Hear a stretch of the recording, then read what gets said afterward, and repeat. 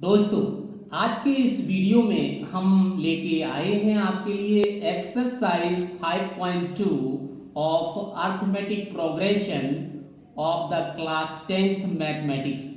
Class 10th mathematics में arithmetic progression chapter पर हम एक्सरसाइज 5.2 पर आज चर्चा करने वाले हैं और आज हम आपको बताएंगे कि इस चैप्टर में कौन कौन से क्वेश्चन इंपॉर्टेंट हैं। तो आइए, मैंने भेजा हुआ है लेकिन फिर भी आप एक बार इसे रिवाइज करेंगे। The sum of nth term of AP.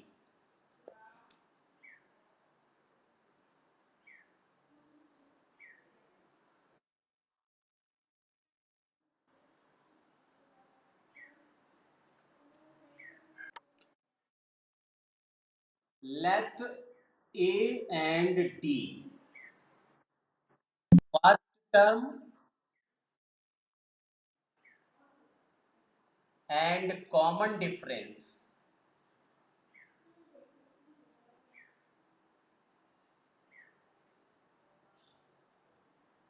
of an AP,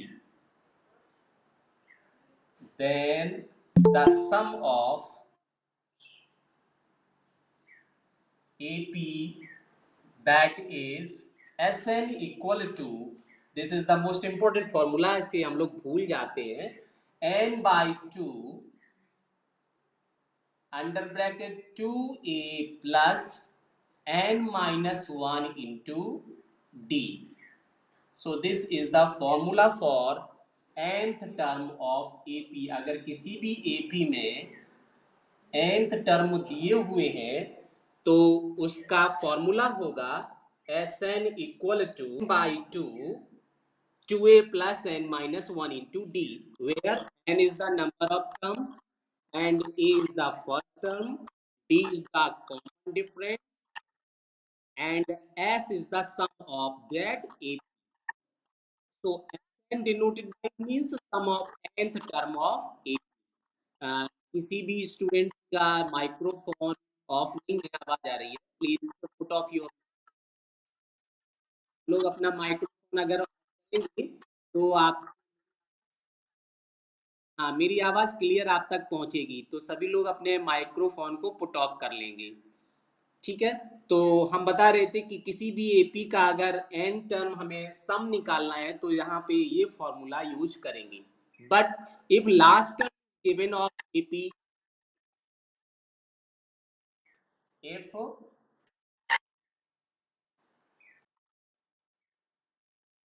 of AP is given,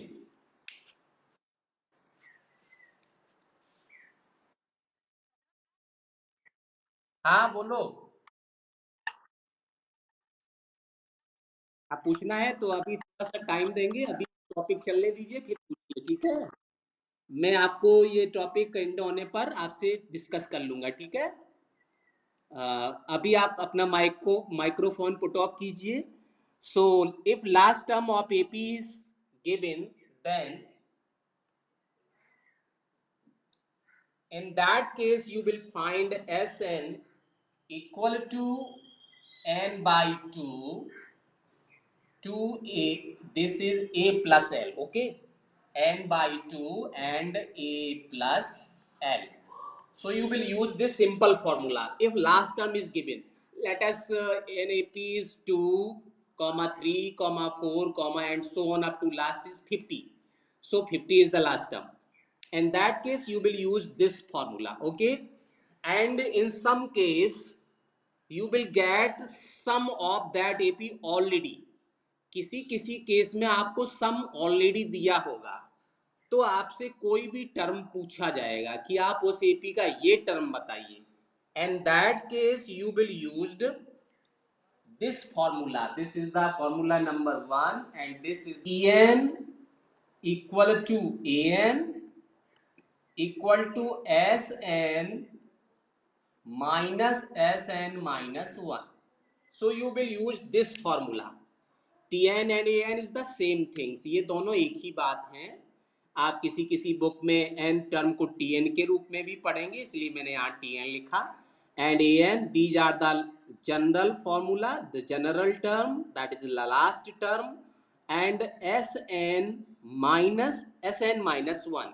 तो आपको क्या होगा, Sn दिया होगा, तो आप क्या करेंगे, Sn माइनस 1 आप फाइंड करेंगे। तो Sn माइनस 1 फाइंड करने के लिए क्या करना होगा, आप n को n माइनस 1 से रिप्लेस कर देंगे। मीन्स जहां जहां n लिखा होगा उसकी जगह आप n माइनस 1 पुट करेंगे, तो आपको ऐसा n माइनस 1 का वैल्यू पुट मिल जाएगा। इसके बाद आप दोनों को सब्ट्रैक्ट करेंगे तो आपको nth टर्म मिल जाएगा। फिर आप उसके बाद कोई भी टर्म आसानी से पता कर सकते हैं। ठीक है, तो अभी जो क्वेश्चन आएगा उसके बीच जब हम इसे अप्लाई करेंगे तो अच्छे से समझ में आ जाएगा कि क्या करना है इसका और कैसे इसका एप्लीकेशन होना है। So now dear, these are three formulas in this exercise 5.3. Now here is the first question. Find the sum of the following APs. So there are 5 parts in this question. So how can you find the sum of the given AP? These are the very simple cases, and these are the not important questions for the examination of you, but this is the important question for the application of formula, means how can you apply the formula in this type of question. तो उसके लिए है कि ये question, ये formula आप कैसे उसमें यूज करोगे, क्योंकि अगर फॉर्मूला यूज करना नहीं आएगा तो आप कोई भी इंपॉर्टेंट क्वेश्चन हो उसे सॉल्व करने में प्रॉब्लम आएगी। तो फिर क्या करना है कि इस फॉर्मूले को कैसे यूज करना है, आइए समझते हैं इस क्वेश्चन को देख करके। So the first part of this question is, that is question number 1 and part number first. Given AP is 2, 7, 12. This is 2, 7, 12 and dot dot dot up to 10 terms. Means we will find here this AP up to 10 term, means यहाँ पे जो number लिखे हैं वो केवल 10 तक ही जाएंगे। तो यहाँ पे नंबर, ये टर्म, नंबर ऑफ टर्म्स बढ़ाया घटाया जा सकता है। यहाँ पे आपसे पूछा जा सकता है 60 टर्म का वैल्यू बताओ या जो भी हो। तो ये तो आसान क्वेश्चन है। तो चलिए कैसे अप्लाई करेंगे इस फॉर्मूले को, तो आप यहाँ से लिखेंगे here A equal to 2 and D equal to 7 minus 2 means 5, and N is given here, number of terms means 10.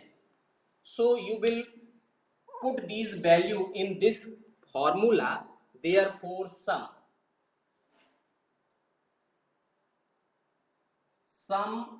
of AP up to 10 term.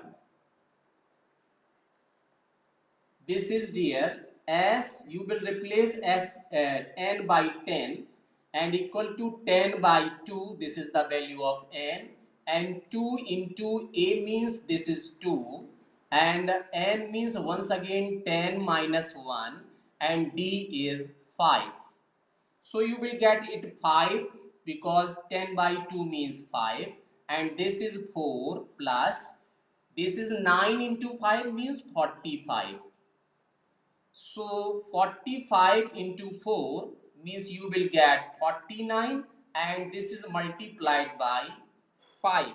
So you will get the multiplication of 49 into 5, that is 245. Okay, so this is the answer of this question. तो इस तरह से हम इस फॉर्मूले को apply करेंगे। तो ये एक बहुत आसान सी चीज थी। इसी तरह से इसमें 3 पार्ट्स और दिए हुए हैं, तो वो 3 पार्ट्स आप इसी तरह से करेंगे। मैंने सॉल्यूशंस आपको इसके भेज दिए हैं, तो अगर आपको डाउट रहेगा तो आप वहां से भी देख सकते हैं। इसके बाद क्वेश्चन नंबर 2 आता है, find the sum given below. तो इस बार आप देखिए इस तरह का क्वेश्चन दिया हुआ है। अब वहां पे क्या करना होगा, चलिए वो भी समझते हैं। क्वेश्चन नंबर 2 की बात कर रहे हैं। तो क्वेश्चन नंबर 2 में आपको दिया हुआ है इस टाइप का क्वेश्चन एग्जाम में 1 मार्क्स में पूछ लिया जाता है, जिस तरह का क्वेश्चन नंबर 2 दिया है. Question says that find the sum of given below. So here this is question 2 and part first. Given AP is 7 plus 10 and 1 by 2 plus 14 and plus and so on, and again here is given that plus 84. So you will find the sum of this AP. So dear, here last term is given, that is 84. Okay, so first of all you will write given things here. A equal to 7 and D equal to, you will convert this into the improper fraction, that is 21 by 2 and then minus 7. So you will get 7 to the 14 means 7 by 2, and after that L or AN, this is the last term, and also it is written as AN, means it is 84. So this is given that 84. These things is given already in the question. Now how can you find the sum? So here the major problem, the number of terms is not given. If you use, हाँ, अगर आप second वाला formula भी use करते हैं उस case में भी आपको n चाहिए होगा, because formula is Sn equal to n by 2 and a plus l, but n is not given here. ये 84 जो टर्म है वो कितने नंबर का है कुछ पता नहीं है. So first of all we will find here number of terms in this AP. So we will use here formula, that is an equal to, since an equal to a plus n minus 1 into d. So you put all the values here. An is given that 84 and a is given 7, and is not given, so you will put same to same, and d is 7 by 2. So first of all you transpose this 7 to left side, that is 84 minus 7 equal to n minus 1 into 7 by 2. So you will get it as 77, and again you transpose the 7 by 2 left side. So 2 just come into the numerator and 7 just goes to the denominator, and equal to n minus 1. Now 7 and 77 cancelled by the table number 11 times, means 7 banja 7, 7 banja 7, and this is n minus 1 equal to, you will get 11 to ja 22, and now transpose this 1 to right side, so you will get n equal to 22 plus 1 means 20, means this AP contains 23 term. Now we will find the sum. Therefore sum, that is Sn. Now Sn equal to, you will use the simple formula, that is n by 2 and a plus l. Sn equal to n by 2 2a plus n minus 1 into d formula भी use कर सकते हैं. वो formula आपका master formula है, किसी भी question में आप अप्लाई कर सकते हैं, लेकिन वहां कैलकुलेशन थोड़ा सा लेंथी होगा, जरा सा 2 स्टेप बढ़ जाएंगे, लेकिन यहाँ पे वो 2 स्टेप शॉर्ट हो जाएंगे. तो आप वैल्यू पुट करेंगे Sn, n is 23, so you will put here as 23 equal to 23 by 2, and a is here 7, and L is 84. So you cannot cancel it, so you will write same to same, that is 23 by 2 into 84 and 7, so this is 91. Okay, so you will get, हाँ तो इसको add कर लेंगे, add करने से आपको मिल जाएगा 81, sorry 91. 91 अब आप इसको पहले मल्टीप्लाई करेंगे, मल्टीप्लाई करने के बाद ही तब आपको आंसर यहाँ पे मिल पाएगा. तो कैसे मल्टीप्लाई करेंगे, तो आप देखिए यहाँ पे आ जाएगा इसका 23 को 91 से मल्टीप्लाई करेंगे तो ये आपका हो जाएगा 20 एंड 93 है ना, 3 1 जा 3 है ना, तो ये आपका हो जाएगा 23 1 जा 23, after that carries 2, 29 207, okay, so plus 2, that is 209, divide by g, क्या बताया, स्क्रीन आपको दिख नहीं रहा है, अभी दिख रहा है ना, तो आप देखिए यहाँ हो गया आपका कितना 2093/2. So if you convert into the mixed fraction or in the decimal, so you will get it as just half of this, that is 10 का 20 का हाफ हो जाएगा 10 और 93 का हाफ हो जाएगा 46 है ना, और 1/2. So this is the answer, otherwise आप पॉइंट भी लगा सकते हैं, 1046.5 भी लिख सकते हैं. So this is the answer. तो इस तरह से अगर आपको लास्ट टर्म दिया होगा तो आप सबसे पहले एन पता करेंगे, एन आपको पता करना ही पड़ेगा, this is compulsory for you this formula और any other formula, that is the formula number 1. So after that you will put all the values in this formula, you will get the sum of, means यहां से लेकर यहां तक की AP का सम, ये आपका आंसर हो जाएगा. ठीक है, इसी तरह से इसमें आपके 2 पार्ट्स और भी दिए हुए हैं, उनका सोल्यूशन आप इसी सेम वे में सॉल्व करेंगे, केवल नंबर्स चेंज कर दिए हैं, बाकी प्रोसेसिंग सेम रहेगी. आप मूव करते हैं क्वेश्चन नंबर 3 की तरफ. तो क्वेश्चन नंबर 3 में और भी बहुत सारे पार्ट दिए हुए हैं. So there are 10th part in this question number 3, and directly here is given that sum information and something is other things is required, like that in the first question a is given directly, a equal to 5 and b equal to 3 and an equal to 50 and then find the sn. ठीक है, तो आप यहाँ पे देखिए जो अभी अभी क्वेश्चन मैंने सॉल्व किया था वही प्रॉब्लम यहाँ भी आ गई, एंड रखिए लेकिन एन नहीं दिया है, n is not given here. तो सबसे पहले आप जनरल फॉर्मूला यूज करके एन पता करेंगे, और जब एन मालूम हो जाएगा तब आप एस एन पता करेंगे. ठीक है, तो ये तो क्वेश्चन 1 हो गया. सेकंड में भी देखिए आपको दिया, मैं डायरेक्ट हो जाएगा. अभी सेकंड आप समझिए, तो सेकंड जैसे हम करेंगे वैसे ही आपका फर्स्ट भी होगा. तो कैसे करना है आप देखिए, सेकंड मैं पढ़ रहा हूं, part number second of this question. So question number 3 and second part. First of all we will write here given things, that is a equal to 7 and a13 is 35, and after that find d and s13.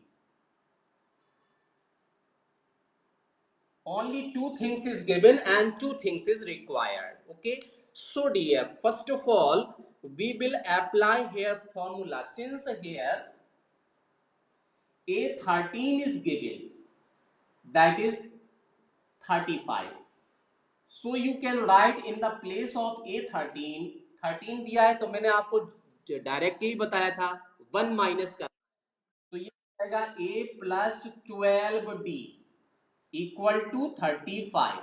Okay, so now a is given already 7 plus 12d equal to 35, and now 7 transpose to the right hand side, you will get 12d equal to 35 minus 7, means it is 28. Okay, so now you will get d equal to 28/12. So you can simplify but not cancel it directly. This is 7/3. Okay, because 4 3 जा 7, ये हो गया आपका 4 3 जा 12 and this is 4 7 जा 28. So you will get the value of d. After that now you move for second requirement, but you know that here last A13 is already given because question says find the S13. S13 means last term is already given here. So you will use simple formula since you know that Sn equal to n by 2 A plus A13 A13 और S13 पूछ रहा है, इसका मतलब आपको last term ही दिया, इसके आगे आपसे पूछा ही नहीं है। अगर ये 14 पूछ लिया होता तो इसे हम लास्ट टर्म नहीं मानते, क्योंकि यहाँ पे उसके आगे वाला भी कोई टर्म है तो वो पूछ रहा है, तो हम इस फॉर्मूले को तब यूज नहीं करते, तब हम यूज करते S n equal to n by two two a plus n minus one into d का फॉर्मूला यूज करते। तो यहाँ पे आपसे S13 ही पूछ लिया तो इसका मतलब ये आपका लास्ट टर्म हो गया, तो आप वैल्यू पुट करेंगे यहाँ पे। So you will get here S13 equal to this is n because this is suffix 13, so you will put here 13 by 2, and now A7 plus A13 is given that 35, so you will get this is 13 into this is 42 and 42 divided by 2, now you can cancel it by 2, that is 13 into 21, and the multiplication of 13 into 21 you will get it as 273. So this is the answer of this question. So two things is required. So finally you will write here, therefore D equal to 7 by 3 and S13 equal to 273. So this is your answer. Finally this is the answer of 2 marks. 1 marks you will get in this and another marks you will get in the second part. So इस तरह से आप ये second part करेंगे।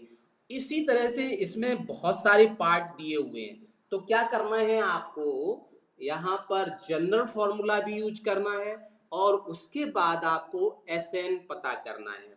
तो दोनों फॉर्मूले use करेंगे तब आप इन सभी क्वेश्चन के सॉल्यूशन को पता कर पाएंगे, फाइंड कर पाएंगे। तो आप इनके सॉल्यूशंस को मैंने आपको ऑलरेडी भेजा हुआ है, आप उन्हें देखेंगे, फिर भी कोई डाउट हो रहता है तो आप पूछेंगे, ठीक है। अगले क्वेश्चन की तरफ नंबर 4.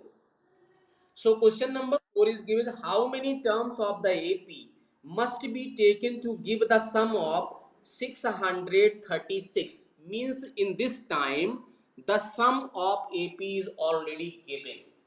तो जब सम दिया होगा उस केस में आप किसी भी वैल्यू को कैसे पता करते हैं, चलिए आइए उसको भी देखते हैं वन बाय वन। तो यहाँ पे आपको एपी दे रखी है, तो in the question number 4 given that AP, तो आप एपी लिखेंगे given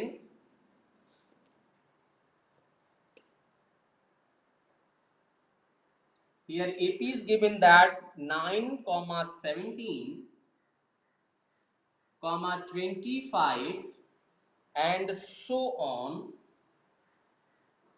and the given that SN equal to 636, बस इतना ही आपको दिया हुआ है। और आपसे पूछा कि इसमें कितने टर्म होंगे, ये कितने टर्म का सम 636 होगा, तो आपने कंसीडर कर लिया let n equal to p, ठीक है। n इक्वल टू n भी लिखा रहने दे सकते हैं और n इक्वल टू p भी लिख सकते हैं, चूंकि आपसे n ही पूछा है तो हमने ये लिख लिया। अब यहाँ पे since Sn is given, so you will use the formula of Sn. So since you know that Sn equal to n by 2 and 2a plus n minus 1 into d, you will use this general formula because last term is not given here. So you will put all the values here, then you will get Sn means this is 636 and n is not given here, and here is you can say that a equal to 9 and d equal to 17 minus 9, it means 8. So you will put here all the values, that is 9 into 2 plus again n minus 1. n की जगह हमने p ले रखा है, तो आप यहाँ पे n की जगह p रिप्लेस कर देंगे, यहाँ भी n की जगह p लिखना है, और यहाँ -1 into D, D is given that 8. आप n की जगह n भी लिखा रहने दे सकते हैं, कोई प्रॉब्लम नहीं, तब भी उसका आंसर वही आएगा. तो अब आपको इसे सिंप्लीफाई करना है. तो आप देखिए सबसे पहले यहाँ ये 2 हटा लीजिए, क्योंकि ये फ्रैक्शन में दिया हुआ है. तो क्या करेंगे, 2 कैंसिल करने के लिए आप यहाँ से 2 कॉमन ले लो, तो हो जाए p/2 into 2. Then you will get here only 9 and p-1. 2 common ले लेंगे तो यहाँ बचेगा 4. अब आपका ये 2 कैंसिल हो गया. इसके बाद आप इसे पहले सिंप्लीफाई करेंगे. सो you will gate 9 and 4p -4 multiplied, means operate this small bracket. Therefore you will get the result, means 4p you will write first of all, and 9 minus 4 means 5. Again you multiplied by p, so you will get 4p square minus 5p, and here is the 636. After that you will transpose this 636 to right hand side. Therefore you will get it as 4p square minus 5p and minus 636 equal to 0. Yes, now you will factorize this by splitting of middle term method. Then you will get the value of n. Okay. So here first of all you will multiply this 4 by 6 and 636. सबसे पहले आपको क्या करना है कि 636 को 4 से multiply करना है, और उसके बाद फिर इसका फैक्टर करना है. और फैक्टर इस तरह से करना है कि यहाँ पे माइनस साइन लगा हुआ है, तो फैक्टर दोनों जो फैक्टर आएंगे उसका सब्ट्रैक्शन 5 आना चाहिए. दोनों को सब्ट्रैक्ट करने से रिजल्ट 5 आना चाहिए. तो वो आपका रिजल्ट हो जाएगा, यहाँ पे लिखता हूं डायरेक्टली. तो यहाँ पे मिलेगा आपको 4p स्क्वायर एंड हाँ ब्रेक करना है. ब्रेक करने क्या आपने स्टडी का ब्रेक? अभी स्टडी अभी टाइम ही खत्म होने वाला है, ब्रेक बस थोड़ा. अच्छा मैं सोचा यहीं पे ब्रेक मांग रहे हो. तो यहाँ पे ब्रेक तो वो तो करेंगे, पहले आप 4 into 30 करेंगे, फिर इसको 2 पार्ट्स में ब्रेक करेंगे. तो जो 2 फैक्टर आएंगे वही आपको यहाँ लिखना है, जिसका सब्ट्रैक्शन 5 आना चाहिए. तो ये आपका होगा 53. अगर आप 53 ही रिजल्ट आएगा. तो आप यहाँ हाँ जी फिर से बोलिए, आप क्या पूछ रहे थे फिर? हाँ ऑफ कोर्स क्वाड्रेटिक फॉर्मूले से भी कर सकते हैं. ठीक है, हाँ बोलिए.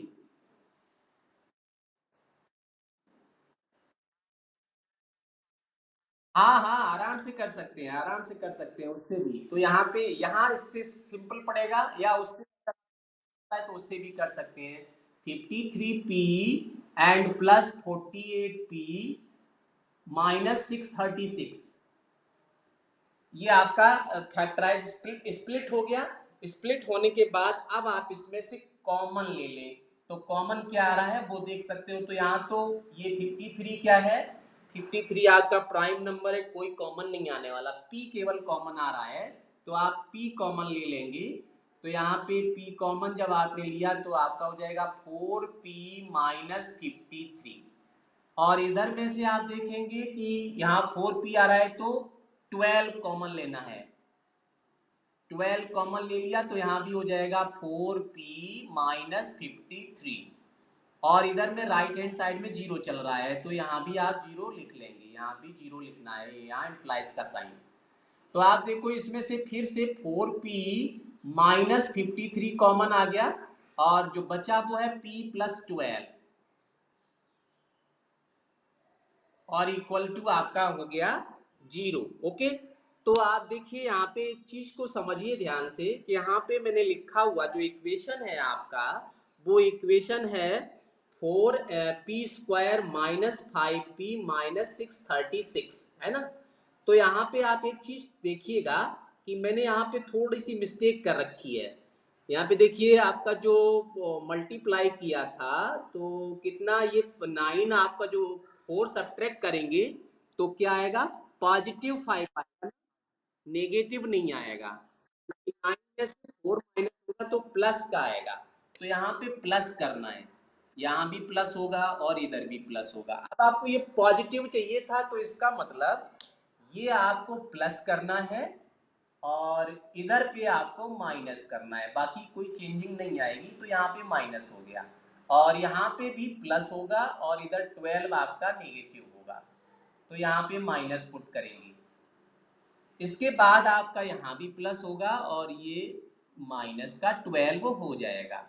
तो आप देखिए यहाँ पे multiplication of two factors is 0, it means either the first factor is 0 और द सेकेंड फैक्टर इज 0।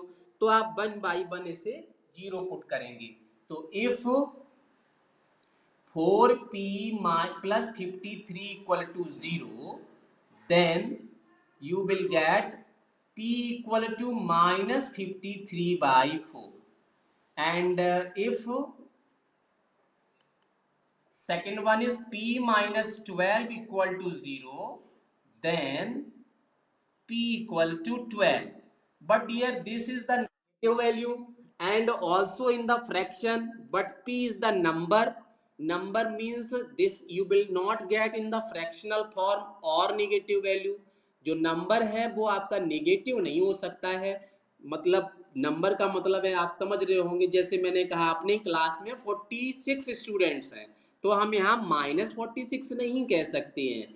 तो ये वो वाला नंबर है जिसमें काउंटिंग आती है, नंबर्स नहीं है, जैसे 917 ये अलग नंबर है। तो यहाँ पे हम -46 स्टूडेंट्स नहीं कह सकते, तो यहाँ पहले ना तो माइनस आ गया। इसके बाद हम ये भी नहीं कह सकते कि अपने क्लास में 46.5 स्टूडेंट्स हैं या 46 एंड 3/4 स्टूडेंट हैं, तो वो फ्रैक्शन में भी नहीं हो सकते हैं। तो ये दोनों तरह से आपका इम्पॉसिबल है, ये तो पॉसिबल होगा ही नहीं। तो आप इसे नेगलेक्ट लिख सकते हो और इम्पॉसिबल भी लिख सकते हो। तो फाइनली क्या हो जाएगा, p इक्वल टू 12। तो आप लिखेंगे therefore S12 equal to 636. So this is the answer of this question. तो इस तरह के क्वेश्चन में आपका क्वाड्रेटिक इक्वेशन बनेगा और उस क्वाड्रेटिक इक्वेशन को आप किसी भी मेथड से सॉल्व कर पाएंगे। चाहे तो आप splitting of middle term method कीजिए, चाहे तो आप क्वाड्रेटिक फॉर्मूला भी यूज कर सकते हैं। ठीक है, तो ये आपका हो गया exercise. Now moving for next question. तो ये क्वेश्चन इंपॉर्टेंट था, इस तरह का किया जाता है जिसमें दोनों इक्वेशंस आपके बन रहे हो और दोनों को आपको सॉल्व करके वैल्यू निकालना पड़े। तो ये क्वेश्चन एग्जाम के लिए था, तो इसे थोड़ा आपने कॉपी में टिक करके रखिए कि इस तरह के क्वेश्चन आपके एग्जाम में पूछे जाते हैं। तो चलिए नेक्स्ट क्वेश्चन नंबर यहाँ पे जो दिया है वो है आपका, में आपको दो चीजें दी हैं। सबसे पहले जो आपसे कह दिया S51 you will find here, and second things is given, second term and third term is given. Second term means A2 is given and A3 is given. A2 is given here 14 and A3 is given here 18, बस और कुछ नहीं दिया है। और आपसे पूछ लिया है कि 50 फर्स्ट टर्म का सम बताओ, तो ना तो कॉमन डिफरेंस पता है ना फर्स्ट टर्म पता है। तो आपको क्या करना है, सबसे पहले लिखना है since an equal to a plus n minus 1 into d. अब आप डायरेक्ट यहाँ पे यूज करेंगे, A2 लिखा है तो 2 में से 1 माइनस कर दो तो क्या हो जाएगा, देयर 2 माइनस 1 को क्या बोलेंगे, 1। तो 1 तो लिखा नहीं जाएगा, सिंपली लिखेंगे a plus D. a plus D का वैल्यू भी आपको दिया, तो यहाँ पे आप 14 लिख सकते हैं, मीन्स a2 की जगह आप 14 लिखेंगे तो यही तो आएगा, a plus d equal to 14। And second आपको दिया है a3, a3 को आप लिखेंगे a प्लस, एक कम कर दो 2d, और a3 का वैल्यू दिया हुआ है 18। तो आपका ये इक्वेशन नंबर 1 बन गया और ये इक्वेशन नंबर 2 बन गया।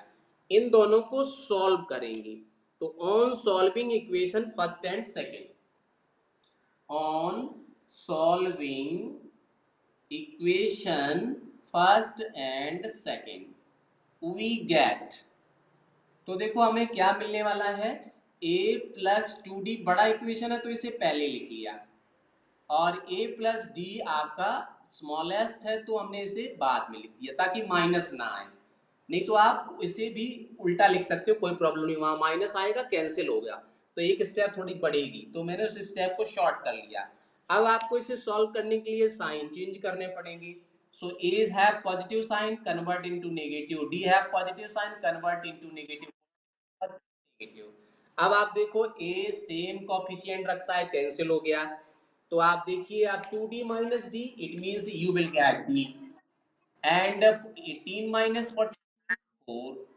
अब ये वैल्यू आप इजीएस्ट इक्वेशन में पुट करेंगे, तो फ्रॉम इक्वेशन फर्स्ट, इक्वेशन आपका फर्स्ट जो है ना वो है a plus D, a plus D means here you will gate 4, that is 14, तो yes you will get it is 10। अब आपको जितनी भी रिक्वायर्ड थिंग्स थी सभी मिल गई। अब आपको क्या करना है, जनरल जो आपको चाहिए था उसका फॉर्मूला यूज कर देना, S51 चाहिए, तो यहाँ लास्ट टर्म तो दिया हुआ नहीं है, तो आप मास्टर फॉर्मूला यूज करेंगे n/2, तो यहाँ पे 51 आपने लिखा है तो आप 51 यहाँ भी लिखिए, and 2a plus 51 minus 1 into D, ये फॉर्मूला आपको यूज करना है, ठीक है। तो अब आप देखिए इसको जैसे ही आप सिंप्लीफाई करेंगे कैंसिल तो ये होगा नहीं, तो S51 इक्वल टू हो जाएगा 51/2 and this is 2 is you have already get that is 10, तो ये हो गया 10, और इधर पे आप देखेंगे तो कितना हो जाएगा 51 minus 1 that is 50 into D आप पता कर चुके हैं, ये है 4, तो यहाँ आपने लिखा 4, ओके, मल्टीप्लाइड बाई 4। तो जैसे ही आप इसे सॉल्व करेंगे तो 51/2 अभी भी वैसे ही रहेगा, और यहाँ पे देखिए कितना हो गया 20, 2 into 10 means 20 and 50 into 4 means 200, so 200 plus 20 you will get 51/2 into 220, 220 हो जाएगा। अब ये 2 सबसे पहले कैंसिल करो तो कितना हो जाएगा 51 इंटू 1 कैंसिल करेंगे तो 110 हो गया। अब आप मल्टीप्लाई करेंगे तो सबसे पहले 0 तो पुट कर लीजिए, 11 बन जाए 11 एंड 11 5 55 एंड 1 56, तो ये हो गया आपका S51 टर्म का सम, यही इसका आंसर हो गया।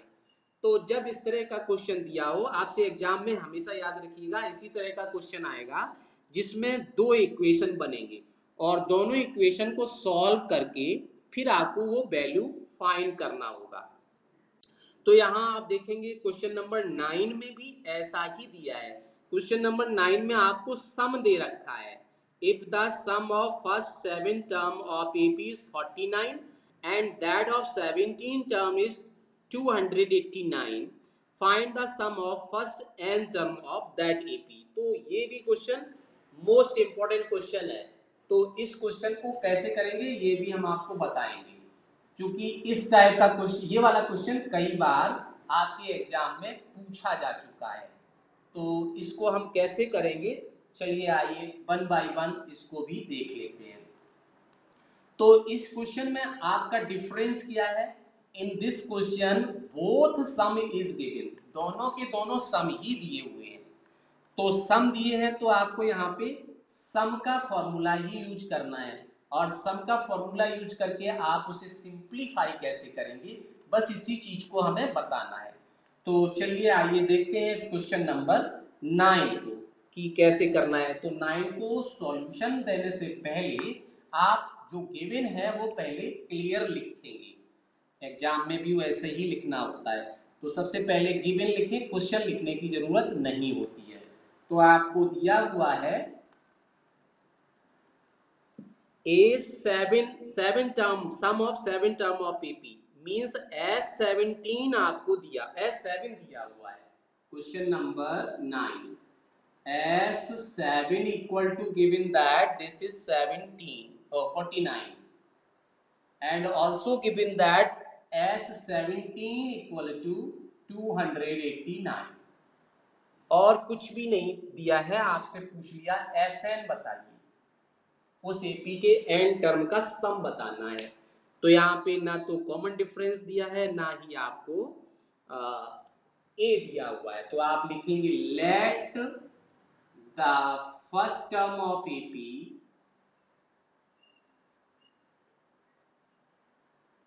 Equal to a and common difference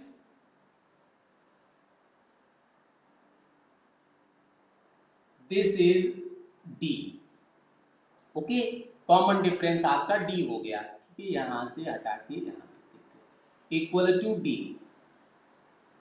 तो अब आप सीधा फॉर्मूला सबसे पहले आप जानते हैं, S n equal to, since S n equal to n by two a plus n minus one into d, इस फॉर्मूले को यूज करना है।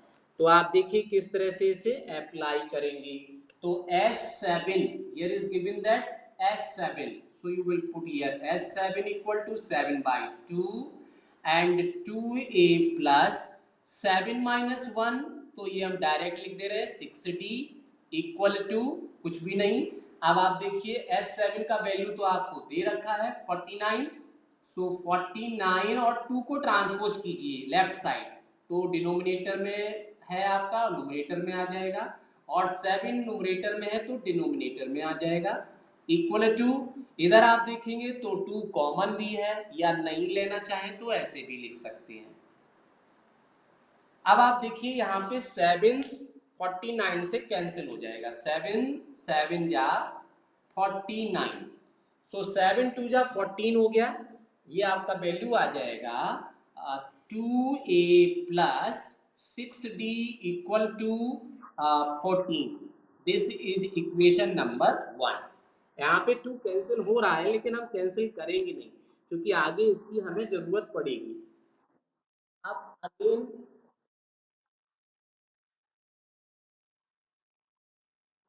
again it is given that S17, so you will use S17 equal to 17 by 2 and 2a plus again 17 minus 1 means 16d। तो ये फिर से transpose करिए और S17 का वैल्यू पुट करिए, तो आपका क्या हो जाएगा 289 and transpose these things side, that is by 7 equal two plus 16d। तो आप देखो 17 फिर कैंसिल हो रहा है, तो 17 को कैंसिल करेंगे, 17 बन जा 17 एंड 17 जा 289, या सिंपल आप कैंसिल कर लो, 17 बन जा 17, जो बचेगा वो 7 टाइम्स चला जाएगा, या फिर ये 17 का स्क्वायर है 289, तो वो उतने टाइम्स ही कैंसिल होगा। तो यहाँ पे इक्वेशन मिलेगी आपको 2a plus 16d equal to 17 2 जा 34। तो ये आपका इक्वेशन नंबर 2। अब इन दोनों को सॉल्व करना। देखिए 2 मैंने यहाँ पे इसलिए कैंसिल नहीं किया था कि ये सेम चीज आ रही है, तो अब हम पहले कैंसिल करते हैं, इससे अच्छा है हम यहाँ पे कैंसिल करेंगे। तो लिखेंगे ऑन सॉल्विंग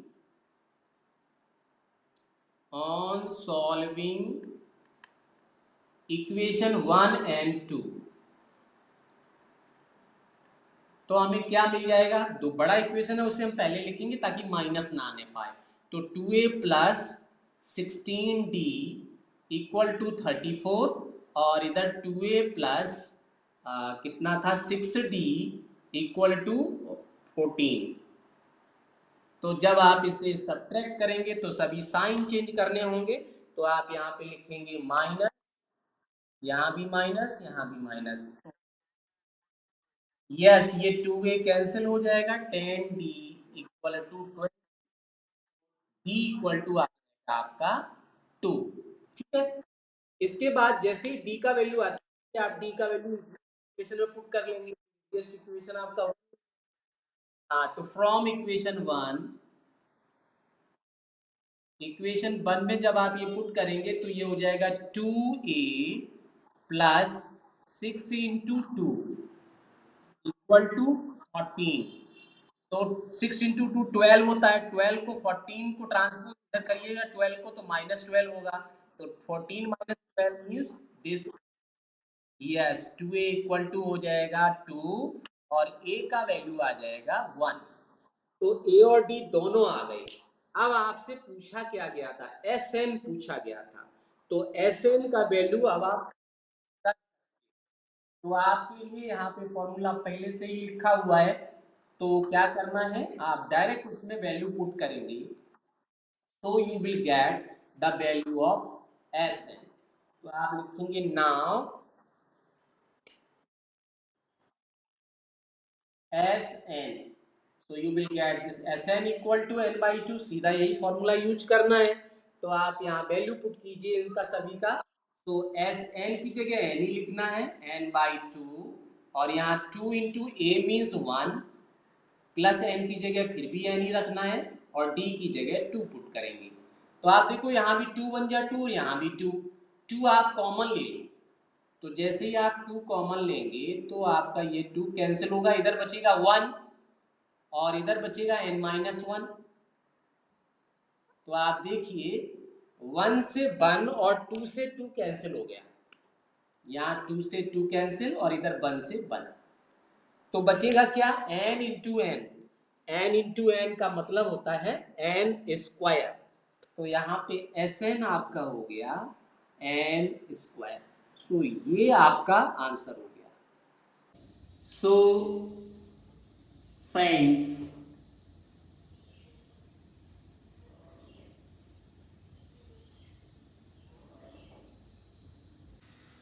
हमारे इस वीडियो को देखते रहिए और अगर पसंद आए तो लाइक, शेयर और कमेंट जरूर कीजिए।